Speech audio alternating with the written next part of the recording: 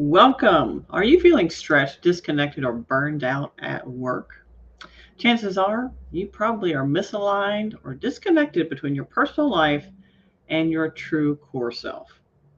Welcome to Career Coffee Chat Live. I'm your host, Aaron Urban. Come on in and discover how to unlock your inner brilliance and thrive without working harder. Now, if you've never seen my smiling face before, my name is Aaron Urban or Coachy Urban. You can find out more about me at coachyurban.com. And of course, this live show and podcast is available on YouTube as well as Apple Podcast, Google Podcast, Spotify, and much more. So feel free to reach out, connect to your favorite podcast site, and give us a thumbs up, give us a 5-star, give us a comment. I'd love to hear from you, my guests. So as you come on in today, as you hop on, say hi, say where you're from. Don't be shy. Share your comments, your questions, because I want to hear from you. Career Coffee Chat Live and podcast is here to help you thrive and elevate your life, your career, and your well-being. And today we'll talk about how to discover your zone of genius, specifically in the workplace. Now, as you tune in, please say hi, say your name, say where you're from. I want to welcome you to the show because you are why I'm here, and I want to make sure that I elevate you, my friends, to the highest level you can possibly achieve in your work in your life. But I also want to hear, what does zone of genius mean to you? So as you come on in, say hi, say where you're from, and let me know, what does zone of genius mean to you? You can pop your answers in the comments because I'd love to hear your perspective. Because zone of genius is something that I have arrived at, if you will, after many, many, many years of studying success. What works? What doesn't work? And why? As some of you may already know, I'm a bit of a neuroscience nerd, behavioral scientist, etc. I like to study the why. Why do things happen the way they do? Why do we feel stuck? Or maybe some teams perform better than other teams. Maybe some leaders excel more than other people. Maybe this professional excels more than that professional. Or this entrepreneur gets strides ahead of other people. Why is that? And as I have evolved in finding my own zone of genius, it finally hit me. After years and years and years of helping people elevate their careers, elevate their work lives, elevate their leadership, it all starts with your zone of genius. And this is something that, by and large, we probably dabble in here and there. Maybe we dabble over here and try and discover a zone of genius just for this one thing, whether it be for hobby or for workplace. But don't ever really tackle the whole picture because we're not even aware we need to, number one. And number two, it can seem maybe a little overwhelming. I want to say hi to Cornelia tuning in from the Woodlands. Always glad to see you, Cornelia. Great that you're here. Hi, Veronique. Always wonderful to see you tuning in as well. And someone tuning in also. I'm going to go over here and just check and make sure who we've got tuning in from LinkedIn because sometimes I can't see who is actually tuning in. So as you do tune in, let me know, what does zone of genius mean to you? So Cornelia, Veronique, and some other folks, if you're tuned in right now, what does zone of genius mean to you? What is that? What is that? What is that zone of genius? What have you heard that before? Chances are you may have. Great to see you, Matthew. I just saw your name here. I had to get on the show to see you. Always good to see you, Matthew. Let me know, what is zone of genius? What does it mean for you when you hear that? Because chances are you probably heard it somewhere before or someone maybe mentioned that, but I'd love to hear what your perspective is. Now, while you're thinking about that, you may be thinking, well, why should I care? Right? So why should you care about living and working in your zone of genius? Because the chances are most people do not live and work in their zone of genius. Most people are either at cross purposes or at a dissonance with what they do day in and day out, whether that's in your work life or in your personal life. For example, did you recently make a shift? Maybe move careers, move jobs, do a career pivot, only to find out that you're still having the same issues in your new role?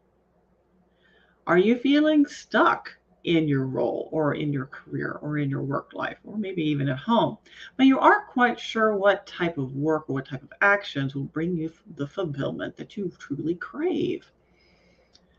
Perhaps you feel like you're not quite bringing 100% of your true self to the table, and maybe you're not sure how to do that. Or you might be managing a team, it doesn't really matter what level, yet it feels like they simply cannot act as a cohesive unit. Let me know if any of those resonate with you. Well, what happens is, it's based on the old paradigms, but thankfully are fading. We have historically shoved ourselves, our persona, our abilities, the who we are into some sort of predetermined mold. Instead of empowering ourselves and leveraging our own inner brilliance aligned with who we truly are. It happens in the workplace and it happens at home as well. Because rarely do we show up as our true authentic selves, supported by our strengths and honoring our native talents. Instead, we tend to conform, we half step, we put on a mask, we make do, we put up with things, we should on ourselves. We try to meet external expectations while rarely even questioning who we are and how we can show up 100% energized and excited most every day. And because of this, my friends, I'm excited to have you join me today for the very first step in discovering your zone of genius, specifically in the workplace. So let me know if you have any questions about that. Veronique shares, I guess I'm operating in an area that comes naturally that you'll love. Yes, 2 thumbs up to that. That puts you in a state of flow. Very good. And that you'll feel better than anyone else, that you'll do better than anyone else. We may not necessarily do better than anyone else, but you're certainly performing at your peak capacity, if that makes sense. So 2 thumbs up for that, Veronique. You're on point when you shared that. The state of flow is often something you'll hear was associated with the zone of genius. Getting in that state of flow. An artist can create something without even thinking about it. They're in this state of flow and everything else seems to fade and they're totally focused on their work and they're truly involved in what they're doing. Now, for other people, that happens when they work on Excel spreadsheets. That's not me. But it does happen. It really truly depends on your natural gifts, strengths, and talents, which are to be honored and not to shove them in some mold or conform them to some pre-set, determined state of being. And unfortunately, historically, that is what we've done. Now, I won't go down that rabbit trail right now, but what I'd love to do is share with you how we can first start to discover our zone of genius in the workplace and how to leverage that so you can enable and embolden your own state of being able to thrive. If it's not a state of flow, it's where you feel most of the time fulfilled and happy and content. And contentment, by the way, is not a bad thing. So you may be asking yourself, okay, Erin, I've told you what my state of genius is. What is a zone of genius to you? So a zone of genius, first of all, a zone of genius fuels more impact and more meaning for individuals, teams, businesses, and people, regardless of industry or circumstance, if that makes sense. So a zone of genius, again, fuels more impact, more meaningful work life for individuals, teams, business people, regardless of industry or circumstance. Historically, those that have thrived regardless of challenges or circumstance and have made big waves in our societies leverage their zone of genius. Most were only able to access this state through happy accident. After years of studying success, for me, I realized that those who made it big were closer to their true zone of genius than those around them. As a result, they're able to take advantage of opportunities that came their way and use their voice and their authentic selves to excel in whatever state or whatever needed to happen or occur at the time. Externally, we see it as luck or happenstance, or they were just the right place at the right time. Truth is, anyone can discover and access their zone and live their best life. Anyone. Any team can unlock their potential and achieve greater performance the very same way. Any entrepreneur can find more purpose, passion, and prosperity by understanding and accessing your zone of genius. The zone of genius is that beautiful state where you are able and aligned with your core life values and driving priorities. You're leveraging your natural talents, your gifts, and your strengths. You're aware and utilizing your unique work style. You're empowering a mindset that fuels your success. You're creating the ideal space for your peak performance. And you're refueling yourself with a practice that enables a positive cycle of growth. And most importantly, you're acting in a way that honors your authentic inner brilliance. Sound too good to be true? If so, that's probably because our society, for whatever reason, has taught us a myth that growth is difficult or hard. So let me know if that resonates with you. Do you believe that growth is difficult or hard? We've heard this: all true growth is found outside our comfort zone. Okay. Well, there's a difference between stretching yourself and leveraging your gifts and talents, and going outside or ignoring or away from or dishonoring those gifts and talents, natural strengths that you have to try to be someone you're not. That is two very different things. So I feel like all true growth is found outside your comfort zone, which, by the way, was a myth that I used to tout and beat the drum for quite a bit in my professional coaching life. All true growth is found outside your comfort zone. Yes and no. So as long as that comfort zone is keeping you, let's say, stagnated, then it may not be serving you. But a comfort zone in itself is not inherently a bad thing. We feel that way, particularly in the United States, because we have a very action-oriented culture, a very let's get things done culture, a very productivity-focused or busy, addictive society. So we feel like a comfort zone is a bad thing because what are you doing? Well, in fact, you're doing quite a lot. You're honoring your natural gifts and talents. And if you're stretching yourself a little bit, chances are it might still be discomfort within the comfort zone, if that makes sense. So it's still within your strengths, still within your capabilities, still honoring your core brilliance and not ignoring it and running away from it and just saying, oh, well, let me be someone I'm not. That's not authentic. But that historically, ladies and gentlemen, my friends, that's what we've been doing. So in fact, success does not have to be hard. It can be easy if we allow it to be. So what has resonated with you so far? Let me know. I'd love to hear from you. Pop it in the questions, comments, or send me, if you're watching the replay later, send me a direct message. I'd love to hear from you. What's resonating with you so far? Now, when I say success can be easy if you allow it to be, that does not necessarily mean success is instant. Wouldn't that be great? I would be a millionaire if that was the case. Some unlearning and relearning must occur for you to leverage this beautiful state of living and working. Make sense?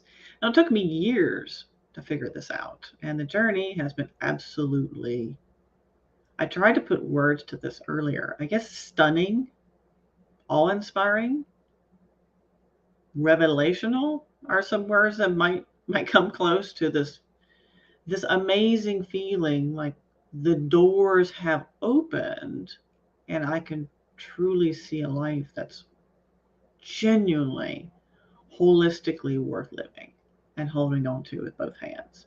And I feel a lot of people probably feel that to some degree, but maybe not in that holistic core, like in the deep depths of your soul, if that makes sense. So when you truly embody this, obviously you can see the zone of genius is a very all-encompassing thing. And as a result of living and working in your zone of genius, you probably find it more easier to live and act authentically, to feel calm, confident, clear, more open to new ideas, and as a result, of course, being more innovative and adaptable, and being more resilient when it matters most, because you can't give what you don't have, and responding versus reacting to situational stressors, and becoming more aware and acting on opportunities like I shared earlier. Those people who are truly successful are able to make big impacts. It's because they were closer to that zone of genius than the others around them, and they're better able to act on those opportunities that came their way. It wasn't just happenstance or just luck. They were in the right place at the right time. Well, Yes, and you can be at the right place at the right time, but if you're not leveraging your own inner brilliance, chances are you can't make full use of those opportunities, if that makes sense. You also can connect more easily and deeply to those around you. You can articulate your message with more ease. If you've ever heard, well, I'd love to, give a presentation, become a speaker, but not quite sure what my voice is. When you are acting from the authentic place, your zone of genius, your voice comes much more easily. You can even solve problems without all the mental clutter that gets in our way. It stops us from able to resolve these challenges that come before us. You can let go of that which does not serve you and suffer less from negative emotions and negative thought patterns and cycles. You can free yourself from limiting beliefs and labels and be less distracted from what matters most in your life. Access your true inner brilliance and shine the brightest, to name a few. Overwhelmed yet? You're like, wow, that sounds great. Where can I get the shot? I wish it was a shot. I wish it was that easy. Ronique says, what really resonated with me, the busy, addictive society. Yes. And the intense push for productivity. Oh my gosh. You're so right. We have this intense push for productivity. Now, by the way, productivity in this true grit fashion does not necessarily actually become productive, if that makes sense. So really, all we're not being productive, we're just being busy. And she said a syndrome back in the 90s was a belief of instantly responding to emails. Was that just back in the 90s? No matter what you were doing. I think it's still now too. In fact, Veronica, I think we're still there with the why didn't you respond to my email? I think we're getting a little bit better about it, but I think some people are still there. So let me know if that list of wonderful things, if anything in there resonated with you. Like when I went through that list, what really stood out to you?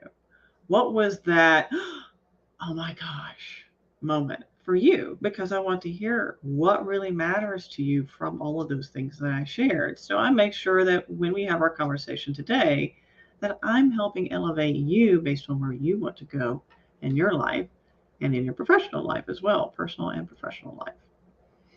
Now, of course, as you know, your zone of genius is all-encompassing state, clearly, and it forms a more meaningful, purpose-filled life. But for today's conversation, we'll focus on zone of genius in the workplace specifically. And to get us started, I have a fun discovery exercise for you. Ready? So if you have, your computer in front of you or a smart device or pen and paper, I'm a pen and paper kind of gal. And it's not because I'm old-fashioned. It's just simply because I remember it better. So this is kind of a fun exercise to get started on discovering what your zone of genius and some of the roadblocks you might be experiencing in the workplace might be. So number one, list all your top daily interactions and actions. So for this step, these are tasks that you do regularly, such as emails, meetings, reports, inspections, etc. And don't forget the people that you frequently interact with. So all the tasks and the people. So for now, maybe that's a fairly short list, but obviously you can see where this can get quite lengthy and should be when you're truly doing this dive together. This is a part of what I do with my clients when we are trying to discover, or we are discovering, what their zone of genius is. And this is a small part of that much larger picture. It's very, very insightful. It's very tangible as well. So when you start putting together that list, let me know if you have any questions about that, because I'll be happy to help you. Now, again, this is a list of all the actions, the people that respond, you do most frequently. And some of them are not very exciting. Those might be just routine things that you do. Once you have that list down, note those things that give you energy and those things that take energy from you. So that would be what I call your uplifters and your drainers. So the things that give you energy and those things that drain you. And maybe you can just mark that as you go through your list. You can put X beside those things that drain you. You can put a check mark beside those things that give you energy. And those are tasks and people, by the way, that you enjoy being around or you enjoy doing. So those tasks, actions you enjoy engaging with, and those people you enjoy engaging with, Those are a thumbs up. And those things or people that maybe not quite so much. Maybe that's a thumbs down or an X. And it's likely that you'll have some neutral responses, and that's perfectly normal. Oh, I'm not really sure how I feel about this. I'm not sure I feel one way or the other. You can leave that blank. You don't have to exit or check it or give it a thumbs up or a thumbs down. You can just leave that neutral. So based on what you have so far, and let me know if you have any questions. So based on what you have so far, let's review what you've discovered. So first of all, in order to do this discovery part, highlight the task and people you spend most of your time with. So those are the things you do most often and people you speak with most. You can highlight it or circle it, what have you, whatever works for you. Now, and you might be tempted to say, oh, emails. I know what that is, emails. And I think because we get so many of them and they're so frequent, emails do tend to be top of mind. Now, while they may seem time consuming, they often don't take up more time than meetings do for most people. So I'd love to know from you, those of you who've had a chance to do at least some of this exercise, how much of what you've highlighted that you spend the most time on drains you. So I'd love to hear from you. How much of what you've highlighted or circled that you spend the most time doing actually drains you? I'll give you a few moments to do that. Let me know if you have any questions about this. Now, when you consider what you've seen so far, what drains you, what gives you energy, and then those things you spend the most time on. And for now, this exercise is going to be quite short, but obviously you can see where this can get quite lengthy and a little bit more involved. What have you learned? Do you feel this is connected to your overall feeling about work? Now, the same exercise can be applied for anything that you do in the workplace or at home. However, for the sake of keeping peace in the household, I don't advise that you take a firm stance against ever cutting the grass again. Perhaps a more mutually beneficial plan can be made for the path forward. Or I am never doing groceries shopping. Well, if you live in an urban area, you could probably have your groceries delivered. However, because it might not be just you in that household, you may need to come to some sort of collaborative decision on what the path forward is. Now, I know in my household, I hate washing dishes. And yes, I know there's a thing called a dishwasher. However, in our very small country cottage that we currently live in, we do not have space for a dishwasher. It was not an addition in the 1920 edition we have for our kitchen at the moment. That time will come and that renovation will be had. However, right now, we don't have a dishwasher. Ugh. My husband doesn't mind washing the dishes most of the time. I, however, hate washing dishes. So he does the dishwashing and I do other things. He really likes cutting the grass and weeding. Who knew? Me, that's not my thing. I'll do the garden, right? So we have our division of task and who does what based on what gives us energy. Now that seems a very simplistic example, but it can make a lot of sense. Matthew, you're being very negative. Dishwashers can break, he says. Yes, they can. Unfortunately, my husband doesn't. But he might refuse to wash dishes if there's too many of them when he's too tired, which is perfectly fine. So unlike mechanical dishwashers go, that's just too many dishes. I'm not washing dishes today. That's just too much and I don't feel like it. So mechanical dishwashers don't have opinions about whether the dishes will be washed. But yeah, that's a good point, Matthew. So let me know what you've learned if you've had a chance to do this exercise. And if you don't have a chance to right now, based on wherever you are in your life at the moment or today, feel free to come back, watch the replay later, and go through this exercise. You may find it very illuminating. So while this fun exercise really only scratches the surface, yet small shifts can make really big impacts in your work and in your life. So when it comes to operating in your zone of genius at work, let's discuss about acting on your discovery. Let's just say that you discovered meetings take up most of your time and they're super draining for you. Unfortunately, it's not like you can stop showing up for meetings. On the other hand, you can probably make a difference when you dig a little bit deeper into what is making meetings draining for you. Is it the people you're meeting with? Is it the style of meetings or the format? Maybe it's because you don't feel like your voice is being heard. Perhaps it's because you're text oriented and would rather be getting things done than talking about them. This is where your natural gifts, your natural strengths, work style come into play.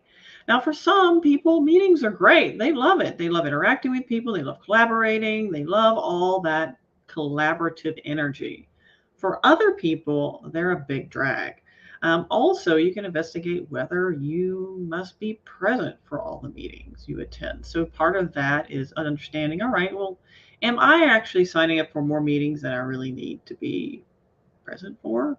Or is it a portion of the meetings that I can sign up for versus skipping it all together and saying, sorry, I'm not going to be there and not be a collaborative team player? Now, in the past, it was more taboo to discuss your authentic work style. For one, people weren't even aware that there was such a thing as a work style or different styles of working, thinking, communicating, listening, disseminating information, all the above. Now it's less taboo, depending on your work culture, and more applauded when you share what works for you and creates challenges based on your unique style, as well as what gives you energy. So while, like in my example, in the home life, washing dishes, can't stand it, there's other things that I don't mind or that I enjoy doing. So we collaborate on the path forward and we leverage our own gifts and strengths to show up in different spaces and take care of different tasks based on who we are because we're very different people. Now, know that no one's style is good or bad. People are just different. And when leaders create an environment that makes it safe to share this type of information, there's less miscommunication. There's also more effective collaboration instead of just one or two people doing all the work, which oftentimes happens. So let me know if any of this resonates with you so far and if you have any questions about this. Because let's just say you got a new job and it's not going so well. You noticed similar challenges you've had in the past in this new place and you're feeling a little frustrated. Or you're feeling stuck in your professional life and you're not quite sure what to do next. If either of these resonate with you, chances are, have you ever had a work style assessment done or an work energy map done by someone who is certified and credible to do these things? By taking this time to discover how you can leverage your natural gifts and circumvent career pitfalls is tremendously helpful for you to get this type of information, this type of data, so you can design the best path forward for you in your professional life and the best environment for you to thrive. Your ideal next step is always at the intersection of your strengths, interest, and expertise, always. And I've said that for years to anyone who has stood still long enough to listen. Now, let's just say that you're a manager of a team. Level is immaterial at this point, and you struggle to get them to act as a cohesive unit. Maybe you've had one or two that are on board and the rest really aren't. Perhaps not everyone collaborates well, or maybe not at all. Chances are they have very different work styles and very different stressors, stress responses, communication styles, listening styles, and probably their core driving priorities are very different from one another, or even from maybe the vision and mission of the company. What's important to one person may not be important to another person. So just know that priorities and values are really big and important when it comes to alignment with the workplace, the work culture, what goes on, what's the trajectory, what's the mission, the vision, how we do work, everything. It matters. It's all commingled. It's a complete falsehood to think that you leave your personal life at the door, whether that's you're working from home or not, and when you log on to work or when you go to work. You don't. You are still a whole person coming into the workplace. So with all of this, it's a wonder people collaborate at all. But Instead of demanding conformity, which has been historical pattern and doesn't work for long, getting a better understanding of what people's authentic work styles are and developing an environment that makes it safe to be different fuels peak performance, not the other way around. So hopefully that makes sense. Now, part of this, you can think, well, wow, this sounds a little bit like diversity and inclusion. Yes, because DE and I go much deeper than just race, ethnicity, gender preferences, etc. Diverse work styles are also a part of the equation. And I've seen clear discrimination against competent professionals simply because their work style is very different than the overall majority. Yes. I've also coached people away from abusive environments like this for the very same reason. This is a little bit more epidemic than people realize. So, and it has little to do with where you come from in the world or what you identify with. It has literally to do with who you are and what your authentic gifts and talents are and what your work style is. And there is no good or bad work style. There are just simply different work styles. And if we didn't have different work styles, well, there'd be a whole lot of things that didn't get done, just to be honest. So we need this diversity in order to work better and perform better and have higher performing teams, higher performing individuals, etc. So thankfully, we're emerging into a new age where we have more freedom to discover and leverage our zone of genius, unlock our potential, and live our best lives while doing our best work. So hopefully it's been very helpful for you. Veronique shares that that's new, an idea of diverse work styles. Yes. Yeah. I grew up in the conformity and managed to be successful. Yes, absolutely. So did I. I was completely unaware, Veronique, that there was even such a thing as diverse work styles. I had no idea. Now, some of you have heard of Myers-Briggs, MBTI. Let's see, there's a couple others. There's quite a few others. Berkman, for example, and of course, DISC. Now, I tend to leverage DISC because it is based on the same research, which is, there's more research going on now, but it is based on most of it's based on Carl Jung's theories. Now, there's other types of assessments out there. The challenge here is, and how to know, let's just say you're like, yeah, I'd like to know more about work styles. So how can I get a really good assessment for either for myself or for my team or what have you? Well, first of all, I highly encourage you to steer away from assessments that are very complex when in the debrief. So if it's very complex in the debrief and it requires a PhD to figure it out, chances are you will not be able to apply this for yourself personally, and you won't be able to apply this or have this implement very successfully in your workplace either. It just simply doesn't work. And I know this because I've done this before. I've consulted in this space. It just doesn't work. So complex doesn't work, full stop. No offense to Myers-Briggs. But when you start getting to an ISTJ-N, that's just too much to remember. I'm just being honest, all right? Because we have so much complexity in our work and in our lives now, asking people to take on more to try and figure out how to collaborate with one another. And we have this thing that, people are complex and all these mental hurdles to get over. It's just a lot to ask. So simple is better. And not being too theoretical. Oh, you're a lion, or you're an eagle, or you're a badger. What? This makes no sense to anyone. So please don't get a strength assessment that tells you you're a badger or a beaver or whatever. I don't know. Some sort of animal association, or your favorite color is purple. Who cares? Let's understand in real talk what my work style is, what motivates me, what demotivates me, what my stress responses are most likely. And then, of course, often sometimes these are pretty plain speech. So you, the individual, can break that down. And if you want to go to the next level, then get someone who's certified like myself as a coach to help you understand how does that apply to my zone of genius, to the workplace. My relationships also matters. My husband and I are completely polar opposite work styles. They say opposites attract, and it's a great learning opportunity as well. So These are all very interesting and fascinating things. And as you can see, Zone of Genius clearly is more than just a work style. It's also understanding your gifts and your talents, which fly under the radar. We don't even give real knowledge to our gifts and our talents because it comes natural. We don't have to think about it. It's just something that we do. It's naturally as breathing. Some people are naturally great at math. Some people are naturally great writers. Others are naturally wonderful orators. Some people are fantastic at performing and acting. That's not my thing. Some people are wonderfully natural athletes, the physical attribute. Not all gifts and talents are mental. Some can be physical, often are both. And typically, most people have multiple gifts and not just one.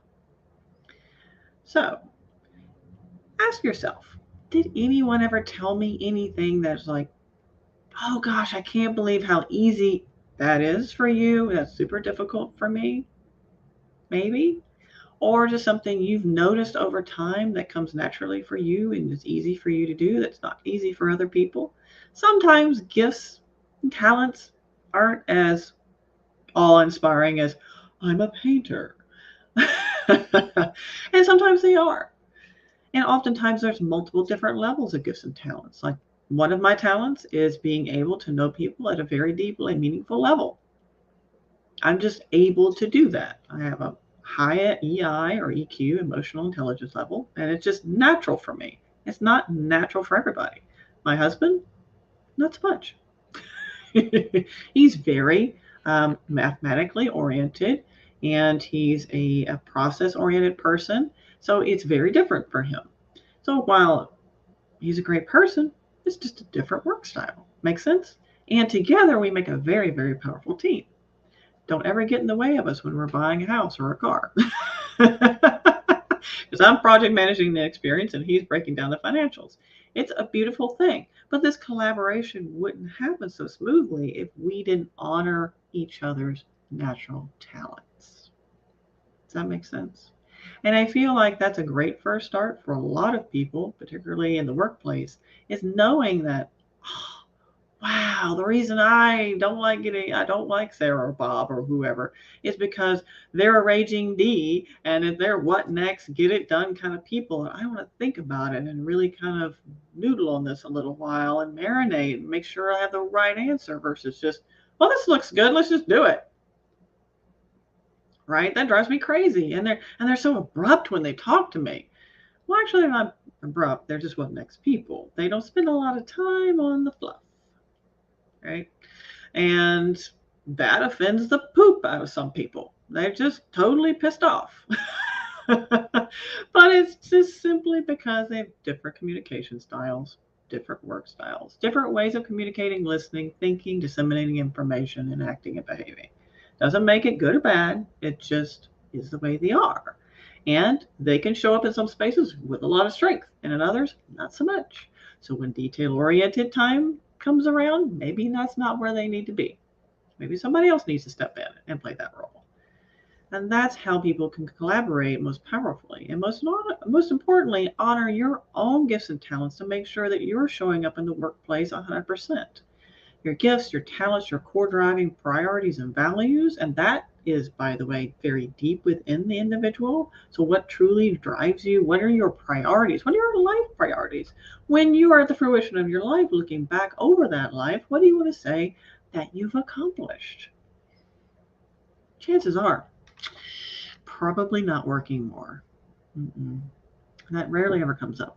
So Veronica says, oh, you're currently describing something I'm going through with someone. So yes, when you think someone's crazy and they're not very nice people, sometimes that's true.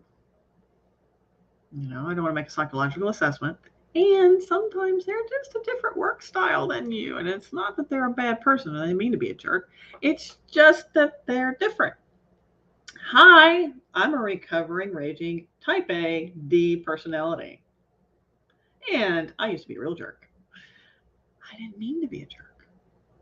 So sorry to all of you people that used to work with me back when I was a project manager. I was just very what next person. And I am, to be fair, I still am a very what next person, but I'm an aware D, okay? So I'm aware that I have these quirks that I want to get things done. I'm extremely impatient. In fact, my husband the other day, it's so funny. He was like, he was listening to me talk, and of course, he's just a very even keel kind of person. And I'm like, I'm talking, we're driving somewhere, and he's listening to me. He goes, mm-hmm. I'm going to see if I can buy you some patience. I thought that was hilarious um, because it's true. And I know this about myself. I do. So I do my best to mitigate it, right? But not everybody's aware. And particularly if you're leading a team, you're in a managed position, or if you are the owner of a company, even a small company. In fact, the smaller the company, well, I wouldn't say the more important it is, but I would say the more immediate any sort of dissonance happens to be felt, right? This can come up quite quickly. And just knowing this and having those tools available, that knowledge, oftentimes just elevating the awareness and making a safe environment for people to talk about, hey, what you said was kind of triggering for me. And I'm not saying it's not bad, it's just bringing something up. Are you okay with us talking about that? Or, I understand that you really need this answer right away, and I want to honor and respect that. Just know that I need some time to think about it. If you don't mind, I'll come back to you in 4 hours. Is that okay? Oh, yeah, sure. I understand. But they wouldn't understand if they didn't know that, hey, I'm an S dominant, I'm more steady, I'm someone who needs to really process something, and you're a D, and you're all in my face. You need to get out of my face. Okay. So instead of having that kind of talk, it's more of a, hey, I know you want this answer right now. I know it's important to you, and I want to make sure I respect that and know that I need a little bit of time just to process this and make sure I get the best answer for you. Is that okay? Sure. Yeah. So now we have that common ground and understanding. Very, very different conversation. Now, how it plays into your own zone of genius, I've touched a little bit on, hey, for the individual, even the solopreneur or the leader who really wants to show up 100%, say, hey, what is driving my core priorities, my core values? How is that showing up, either in alignment or dissonance in the workplace, my personal life? Then how is that involving my decisions? Because those will involve decisions that you make. What's important to me? And oftentimes that drives what's important to you, your values, your priorities in your life. That's also driving that. And you have your work style, your natural gifts and your natural strengths, your mindset as well. Ooh, yes, that's part of it too. Am I empowering my mindset, or is my mindset sabotaging my success? What's that mental narrative telling me about how I need to show up in the workplace? Do I need to put on this mask every day? What is that? Do I feel comfortable with being who I am? Or do I feel like, oh, I'm not really that great of a person. I need to be somebody else? Happens, right? So all of this is a part of the zone of genius. But today I was really unpacking, how the workplace, how some of that can play into the workplace, and you can show up most powerfully and leverage those core strengths. So I'd really love to hear from you. If you haven't had a chance yet to do the exercise, if you want to watch that replay later and just have a chance to walk through that, just see what you discover. I'd love to hear from you. Reach out to me. Send me a message. Comment on the replay. Whatever works for you, I will see it. But most importantly, let me know if you have any questions, because I'm here to help you elevate, my friends, and elevate your impact influence so you can achieve more purpose, passion, and unlock your potential in your life. Does that sound good? It's been a pleasure sharing space with you today. It's been so much fun sharing with you all about how you can apply and leverage your zone of genius and show up more powerfully in the workplace. Just by something superficially, seemingly simple, can make a big, big difference. So I love sharing this information with you. And of course, always, my fondest wish for all of you tuning in now or later is keep elevating, my friends. Bye for now.